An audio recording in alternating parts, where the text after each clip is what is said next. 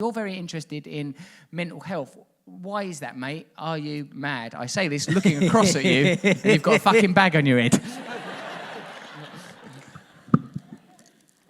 I wouldn't have called myself...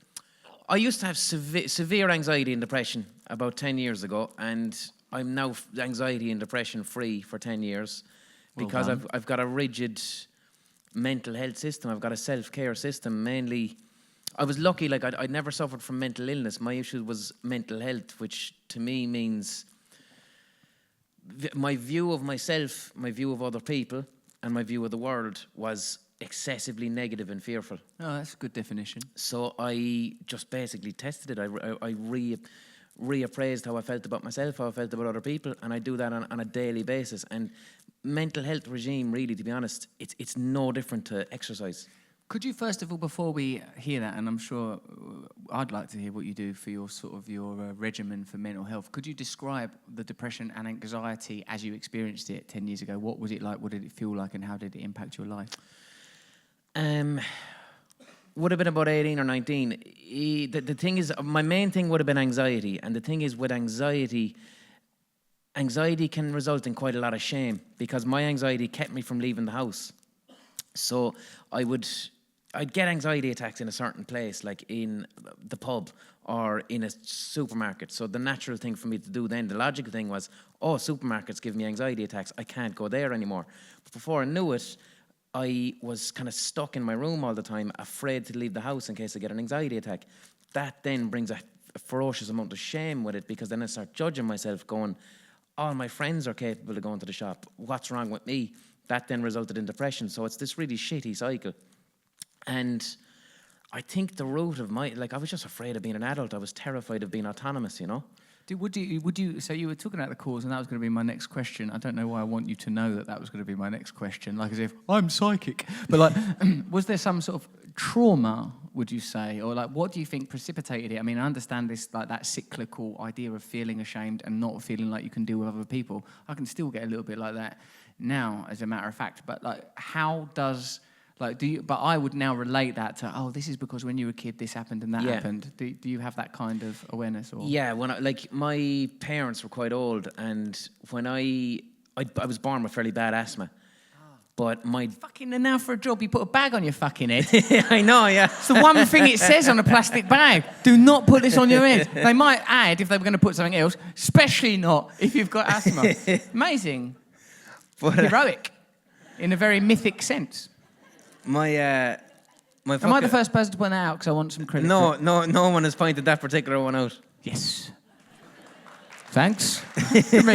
Still demanding a round of applause when someone's opening up about their psychological history. That's the level of narcissism we're dealing with. So, like, you had your parents were older, and you had asthma as a boy. I had very bad asthma, and my dad would have been quite anxious. I can actually trace my father's anxiety back to the famine. Fucking hell. I can. He learned how to be anxious off his ma, and his ma learned how to be anxious off her ma, who was actually starving. So it patterns of anxious behaviour and depressive personality types will pass through. Yeah, and it's sort of amazing, but it makes sense. It's true. It? Like there would be generational trauma is an idea. You know quite a lot about psychoanalysis. Don't you have a degree in it or something? I studied. I did like 3 or 4 years training to be a psychotherapist, and then I stopped so I could wear a bag on my head. Brilliant. Good decision. Good decision. The psychotherapy's loss is plastic bags gain. Would you? So that idea of generational trauma, does that, like, you've just been quite frivolous, but that's sort of true, isn't it? There's two ways. Like there is actual research now being done into trauma being passed on genetically. They're looking specifically at people in the Holocaust and how genetically trauma is passed on. Now that's a very new field, which is quite hard to get your head around. But the simple one is behaviours get passed on. If you're a young child and you're around... If your parent is excessively angry, or if your parent naturally looks at things in a negative fashion, the child knows nothing other than to look at the parent as the authority of truth. So we learn these things, but the beauty of becoming an adult and psychotherapy and self-help is that narrative you learn as a child. Once you become a fucking adult, you can go, holy shit, that's not the way it is. I can rewrite my script. So, yeah, for me, my dad he found out that I had asthma. the doctor would have said, well, there's a slight chance of death, but, you know, and then my dad would have ran out of the hospital going, oh, he's going to die. So when I was about 3 or 4, if I was like to want to play soccer with my friends, he would just start going, no, you'll die.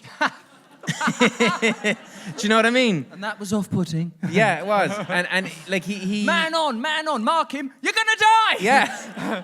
So me being 4 or 5, it's like, oh, the adult is telling me I'm going to die if I do normal things that my normal friends are doing too. And it was to protect me. But then when I got older, a normal thing meant, you know, going to fucking school, going out, things that were adult, deep in my unconscious, it manifested itself as a severe fear of death. That's good analysis, good self-analysis. Holds up, doesn't it? Good narrativization. Yeah, and on this show, we applaud self-awareness. Which is kind of new age.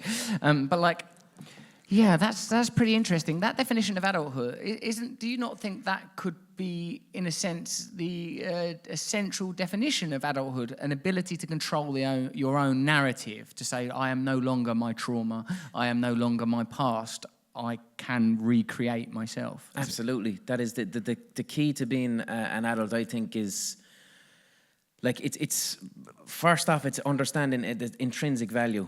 I am no better than anybody else. Nobody else is better than me because I've got an intrinsic value that can't be taken away. That's beautiful. The other thing is to understand that no aspect of your behavior can define your value as a person. So for me, we'll say like my creativity, like my mental health is very much attached to my creativity. If I'm creating, then chances are I'm in a good mental place, you know. If I'm procrastinating, that's when I end up down the anxiety land. Do you know what I'm saying? But for me, the crucial thing is to not... Be a horrible theme park. Yeah.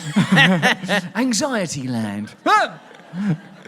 So I make sure that my creativity... Like, if I release a fucking short story or a podcast or whatever and it doesn't do very well, I have to be very cautious around how much I beat myself up over that. I can't allow an aspect of my behaviour, such as creativity, to define my value as a person. That's important. That's very interesting. It's huge.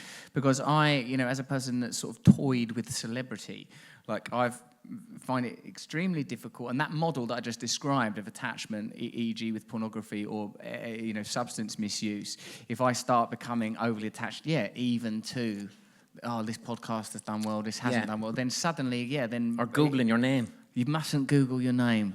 Do not Google yourself right up the name hole. No good ever comes from it.